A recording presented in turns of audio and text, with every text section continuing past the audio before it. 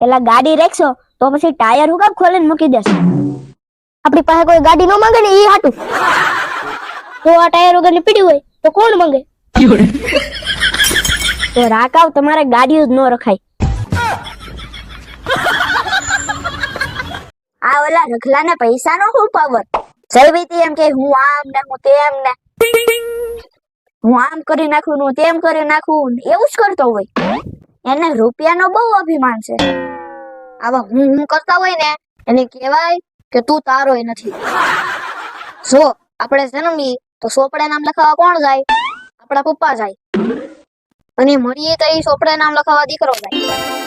સાચી વાત છે હો ભાઈ. આપણે આપણું નામ સોપડે ન લખાવી શકતા હોય તો આપણે આમાં અભિમાન હેનું કરવું?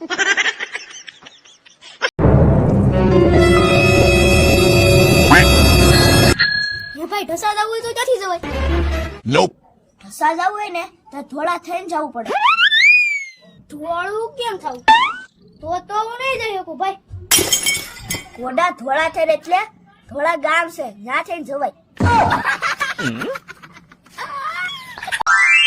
થોડાક મહિના પહેલા જે કપડા 2 દિવસે સુકાતા હતા ઈ કપડા આજ 2 કલાકમાં સુકાઈ જાય. તો પછી આનથી આરો વિકાસ કેવો હોય?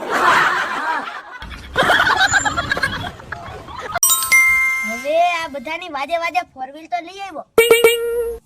હજી તો આને પૈસા પૂરા નથી આપી રહ્યો ત્યાં હવા વેગી. બોલો હાડું અઘરું છે હો.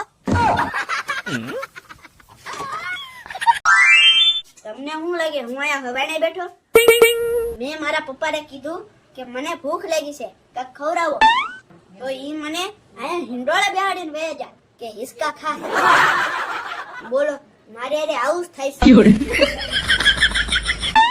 દોસ્તો આ કાળઝાળ ગરમીથી કંટાળીને મારો એક ખાસ મિત્ર અને એના ઘરના 4 સભ્યો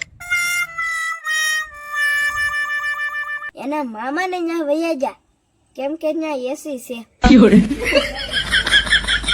હવે અહીંયા રમવા કોને રે જાવ?